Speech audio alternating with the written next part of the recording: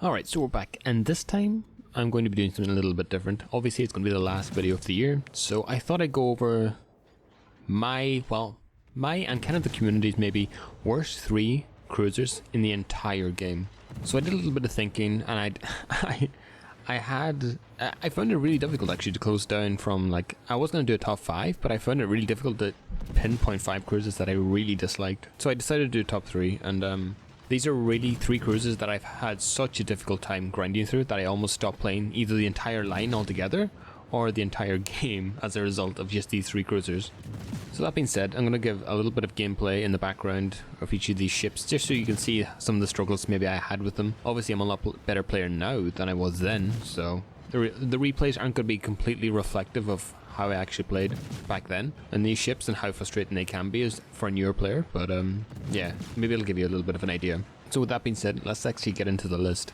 So at number 3, it's going to be everyone's favourite basically floating battleship that is a cruiser. Well, not a floating battleship, it's the size of basically a battleship, but it has everything else of a cruiser, and that's the Neptune, the tier 9 British BB cruiser. Everyone knows this already. There's practically no armor on this ship, but somehow it's still large enough to absorb shells and store them in their citadel for a few seconds before they explode. And speaking of that, you know, the citadels is absolutely massive on these ships. If you remove the armor, it's basically just all citadel. Basically everything in the ship's citadel. And again, the torpedoes are okay, but they're not really going to be all that useful because, but I mean, yeah, if you want a citadel, just look for the British cruiser and just aim in its general direction. All you need is one shell just to randomly hit nearby, or a gust of wind, and it'll basically give you citadels. That being said, another thing I hate about this ship is that reversing takes absolutely forever. So do not rely on that. If you ever screw up, if you smoke and then you forget to reverse immediately, if you're going full speed, just forget about it. You're basically dead. Like, no, just click the escape button, then click exit to port, and then go place another ship. It's not going to end well for you.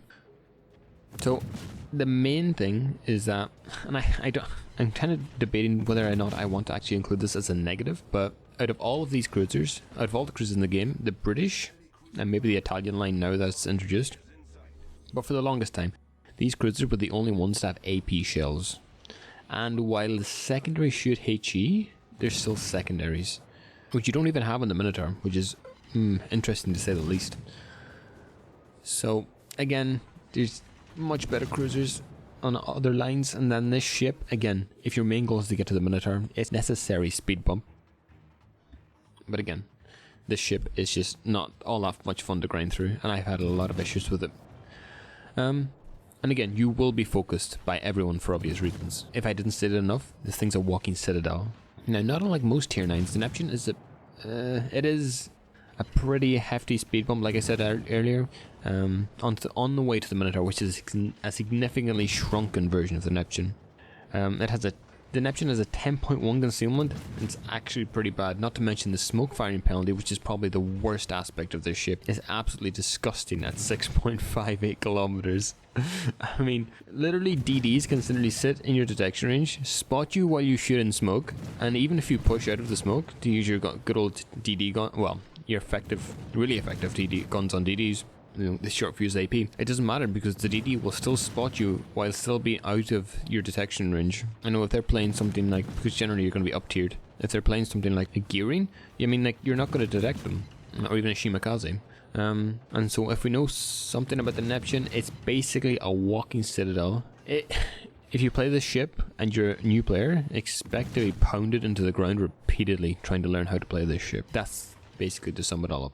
It's a garbage trash bag of a ship on the Royal Navy line. Well, I wouldn't say garbage trash bag, but it's close to a garbage trash bag.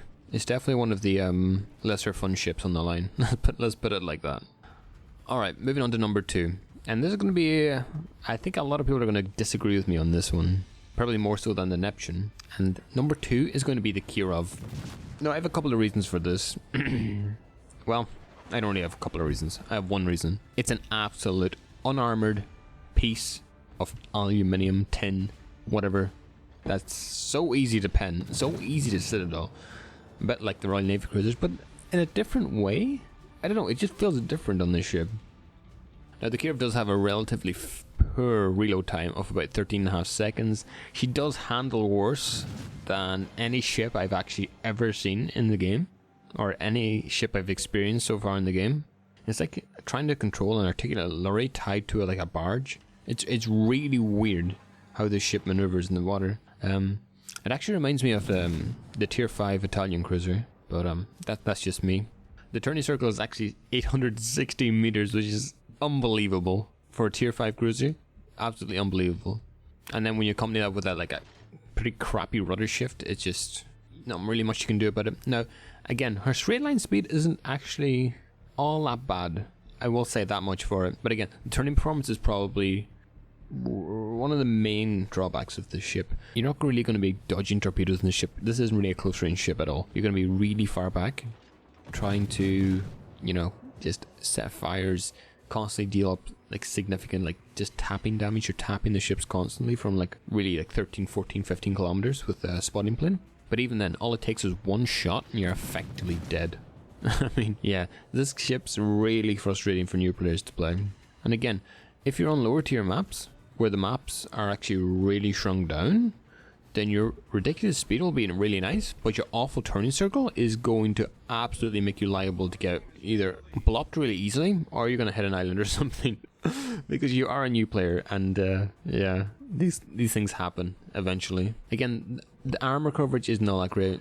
Its HP pool is pretty goddamn shallow, which means any citadels that do hit are going to make you so much more likely to get one shot, or at least take heavy damage from any battleship that can actually aim. Now, to further compound her awful durability, she has pretty awful concealment at about 14.2 kilometers base, which that's pretty horrific. So on like, especially when you can combine that, the fact that she's tier 5, and then you put her on low tier maps, which are actually small, that means you're basically, it's like playing a Fuso into a tier 8 battle.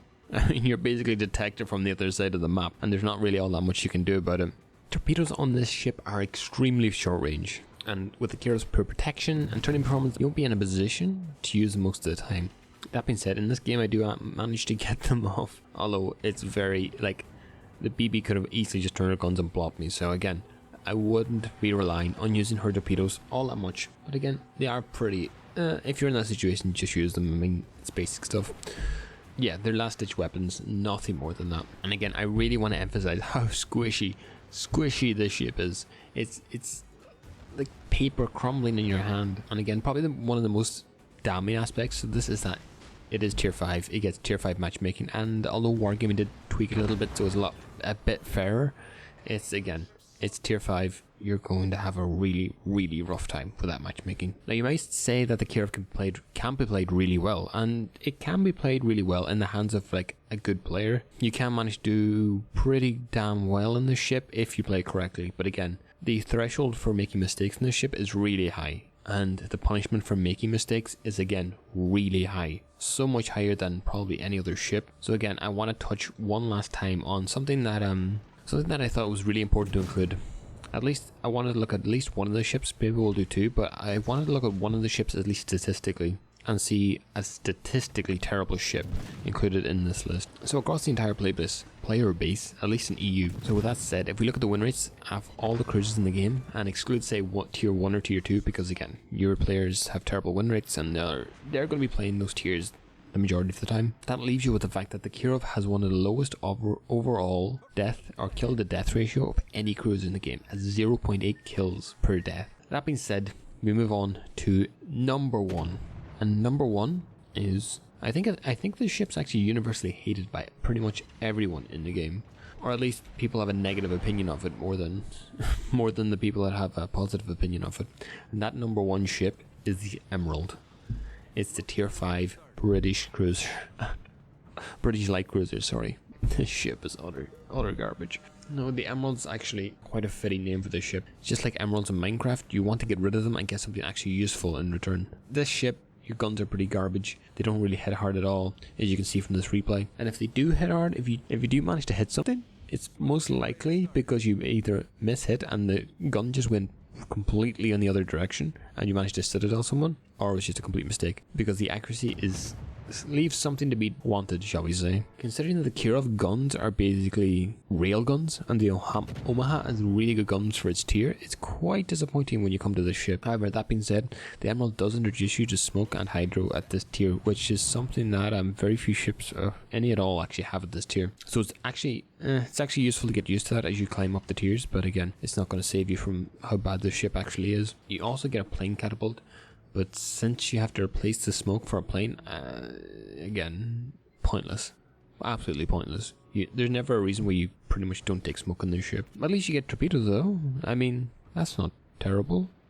But you're never going to be close enough to use them, because if you are close enough to use them, you're basically going to get absolutely plopped. The gun layout is another thing on this ship. In addition to being made of paper and actually having a citadel the size of the Royal Navy Grand Fleet, in order to be fully capable of actually firing a full broadside, you basically have to show that entire broadside to whatever you're firing at. And the most important reason is the shells. Emerald uses 4-inch shells with high drag. They lose penetration and speed quickly and often fail to penetrate ships even at mid-range. With a range of about 12 kilometers, your gun layout and pretty bad shells are not going to be doing all that much damage at this tin can walking citadel of a ship. It's better to grind it once and forget it even exists for all of eternity. Now, if we look at this ship statistically, we can see that it's one of the worst win rates of basically any cruiser in the game, at around 48%.